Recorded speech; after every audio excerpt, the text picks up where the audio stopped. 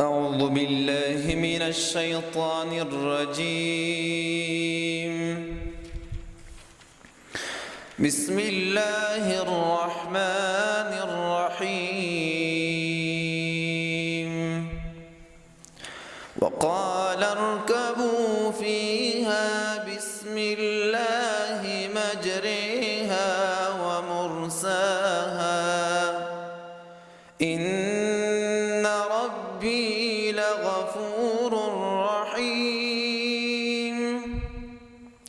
وهي تجري بهم في موج كالجبال ونادى نوح ابنه وكان في معزل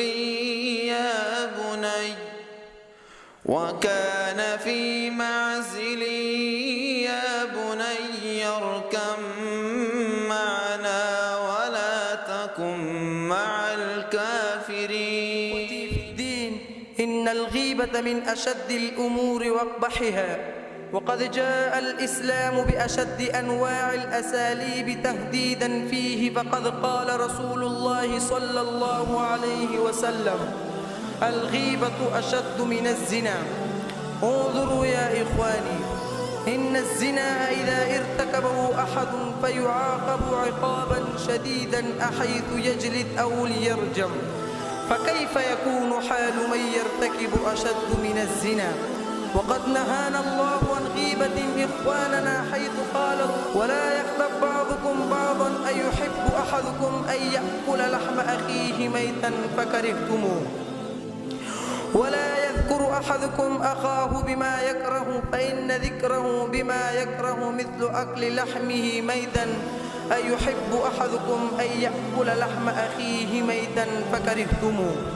واتقوا الله إن الله تواب رحيم.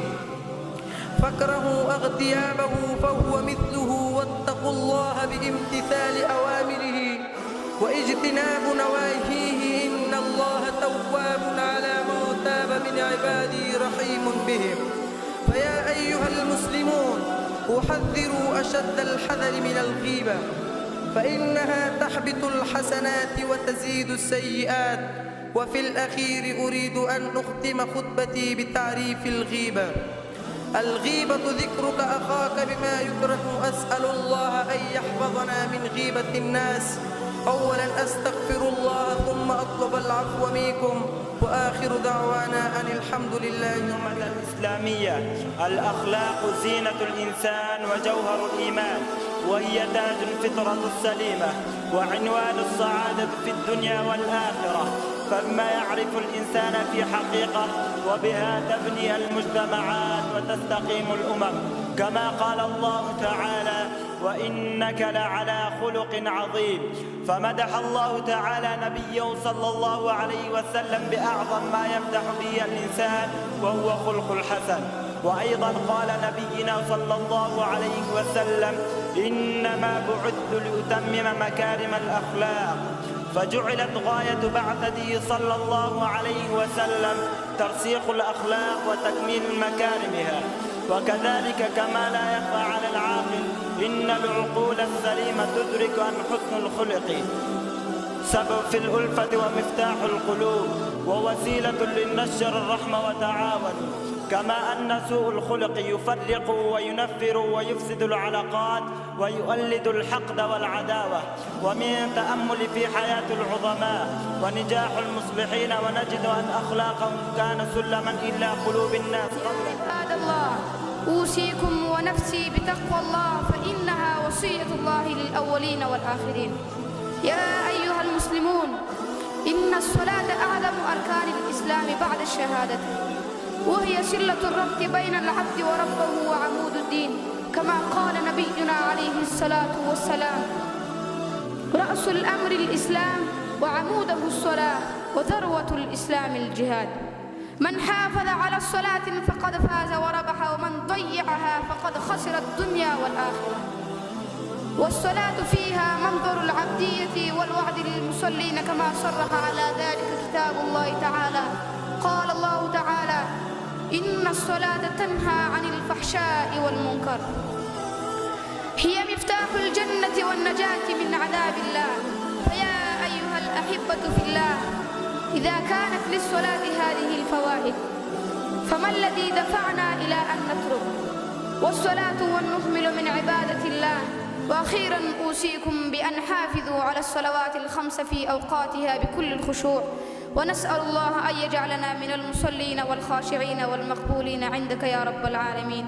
السلام عليكم ورحمة الله. قال الله تعالى في كلامه المجيد: والعصر إن الإنسان لفي خسر إلا الذين آمنوا وعملوا الصالحات وتواصوا بالحق وتواصوا بالصبر. ثانيا، الاجتناب عن المعاصي، كما قال الله تعالى في كلامه المجيد: فاجتنبوا الرجس من الأوثان واجتنبوا قول الزور. ثالثا، التوبة والإنابة إلى الله، كما قال النبي صلى الله عليه وسلم: التائب من الذنب كمن لا ذنب له. الرابعة، الامتناع بقول الخير أو الالتزام بالصمت، كما قال النبي صلى الله عليه وسلم: من حسن الإسلام المرء تركه ما لا يعنيه. خامسا، الالتفات إلى آثار الذنوب يا أيها المسلمون، وددت اليوم أن تكون خطبتي حول وحدة الأمة الإسلامية، لا عضادة، أن الوحدة لأمة الإسلامية في الزمن الراهن سبب النجاة عن الكوارث والآفات والبلايات. إذا لقينا اليوم نظرة عابرة على العالم وأقوامه وشعوبهم، فنجد أن المسلمين يمثلون مئات الملايين في كل أنحاء العالم، ويتمتعون بأكثر الساحقة، ويمتلكون أجهزة وافرة ووسائل ضخمة، ولكنهم مع ذلك ضعفاء مساكين كاللقمة السهلة المستصاغة أمام العدو الغاشم، لا عناء في الاعتداء عليهم واستحلال دمائهم واستباحة أعراضهم وسرقة ثرواتهم. نرى المسلمين اليوم مشردين ومقهورين في كل بقعة من بقاع العالم، ونرى أعداءنا ويقتلون إخوتنا المسلمين وينهبون ثرواتهم. نحن لا نستطيع أن نفعل تجاههم شيئا رغم هذه الكثرة الكاثرة والعدة الوافرة. هذا كله لأجل ترك العمل بدين محمد صلى الله عليه وسلم، رغم أن الله تعالى قال: واعتصموا بحبل الله جميعا ولا تفرقوا، أي لا تباعدوا ولا تشتتوا. وفي الحقيقة اليوم نحن رغم كثرتنا وقوتنا أصبحنا كغثاء السيل التي لا قيمة لها ويجري بها السيل حيث يشاء. ليس لنا صوت يسمع ولا رأي يلتفت إليه يا ترى لماذا أوصلنا إلى هذه الحالة المزرية.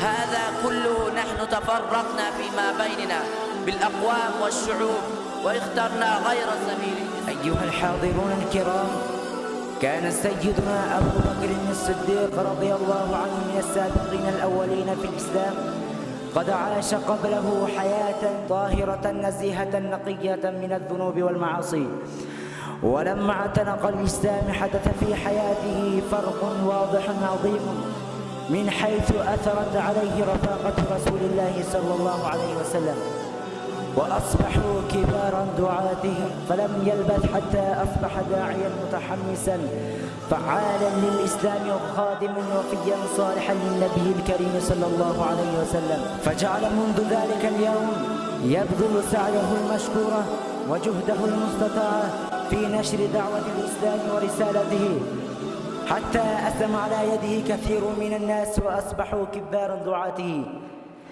كما أن الصحابة كلهم استهدفوا للأذى والمصائب، كذلك اتخذ لها غرضا سيدنا أبو بكر الصديق رضي الله عنه، فتحمل تلك الشدائد والأزمات وواجهها بثغر باسم وسن ضاحك. ولما قص رسول الله صلى الله عليه وسلم قصة المعراج يفتح كل باب مغلق.